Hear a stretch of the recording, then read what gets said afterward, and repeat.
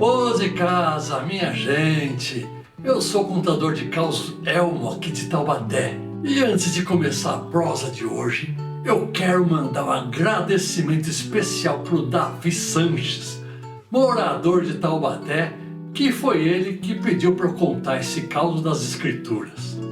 Então, se você já se inscreveu no canal e clicou no sininho, puxa uma cadeira, pega um café e escute com atenção, porque a história de hoje é daquelas que ensinam que Deus age até quando ninguém percebe. Naqueles tempos antigos, o povo de Israel morava no Egito. E não é que os hebreus foram crescendo e viraram um mundaréu de gente. O faraó, rei do Egito, ficou mais desconfiado que galo escaldado. Achou que aquele povoaréu todo podia ficar poderoso demais e resolveu apertar o serviço sobre eles. Mas o trem ficou ainda pior com o tempo. O faraó decretou que todo menino hebreu recém-nascido deveria ser morto. Só que havia uma família hebreia que acabara de receber um menino muito bonito.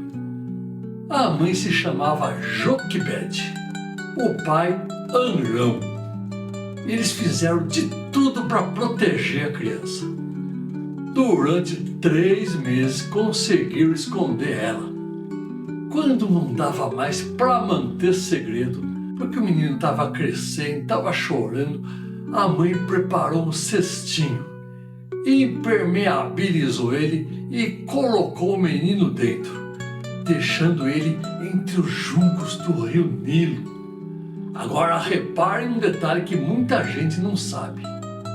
Nos desenhos animados de hoje, nos filmes que o povo costuma assistir, parece que tudo aconteceu por acaso. Mas a Bíblia mostra que não. A irmã do menino, Miriam, ficou observando tudo de longe. Ela estava cuidando do irmão. Quando a filha do faraó encontrou o bebê, Miriam apareceu e sugeriu uma mulher hebreia para amamentá-lo e criá-lo. E sabe quem era essa mulher? A própria mãe dele. Então, durante seus primeiros anos de vida, Moisés foi criado por sua própria família hebreia antes de ser levado ao palácio. Isso significa uma coisa importante. Ao contrário do que muitos filmes dão a entender, não foi uma surpresa para Moisés descobrir que era hebreu. Ele já sabia de sua origem desde criança.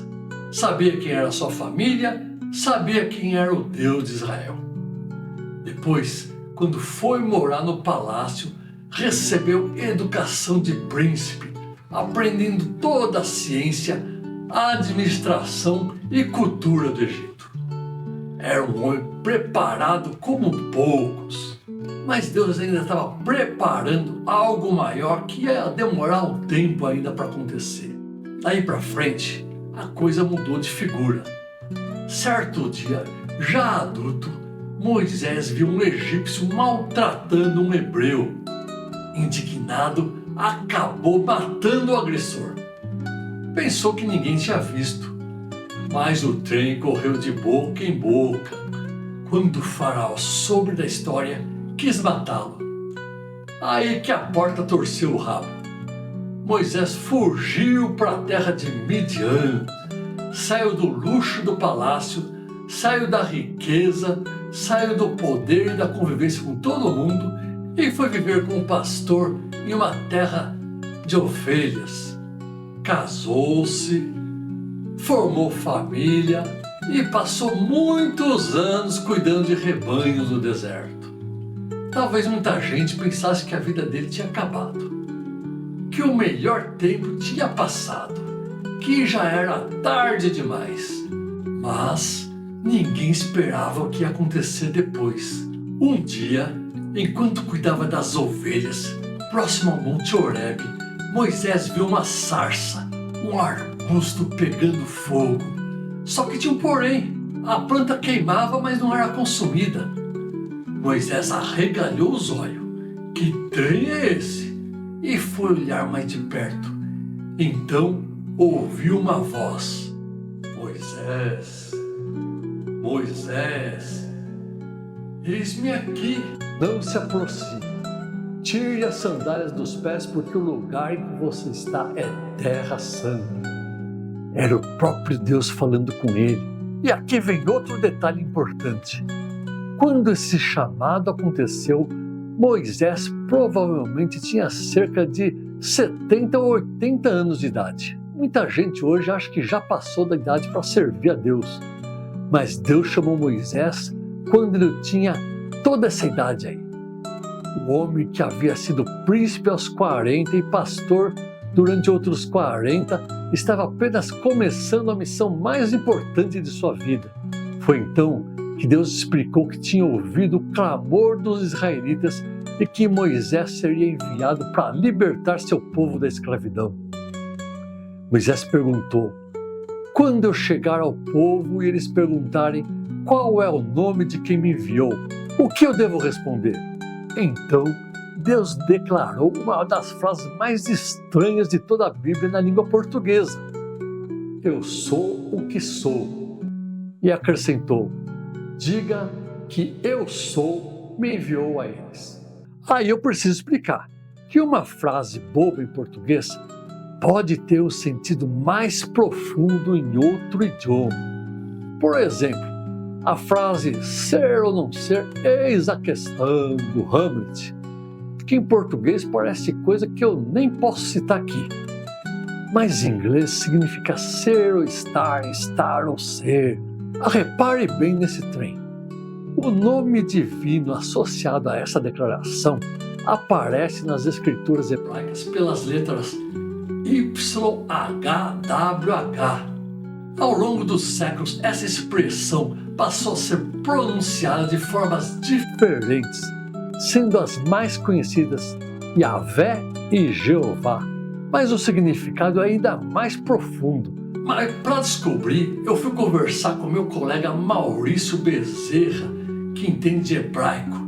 E no hebraico, a ideia expressa por esse nome está ligada ao verbo ser de uma forma muito especial. Os entendidos dizem que o sentido não fica preso no presente. Quando Deus diz eu sou, o significado pode abranger eu era, eu sou, eu serei, eu estive, eu estou, eu estarei, eu hei no sentido pessoal de existir, eu havia ou existido, eu haverei e eu existirei. Ou seja, Deus era antes de tudo existir, está presente e continuará para sempre. Aquele pastor de 80 anos que estava sozinho no deserto acabara de receber essa mensagem e uma missão capaz de mudar a história do mundo. Mas essa, minha gente, já é prosa para outro dia. A história das pragas, da libertação do Egito e da travessia do Mar Vermelho fica para o próximo caso. E essa é a pura verdade contada pelas Escrituras. Fim de prosa. Se você quer ouvir uma história da Bíblia no formato de causo, indica aqui nos comentários dizendo seu nome e onde mora. Até a próxima!